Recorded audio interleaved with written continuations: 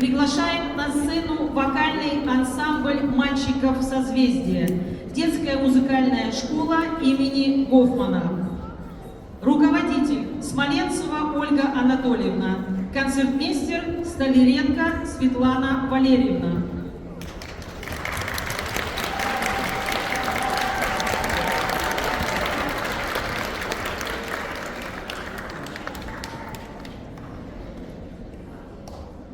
Ефим Адлер, слова Михаила Плецковского, песня «Пиратов».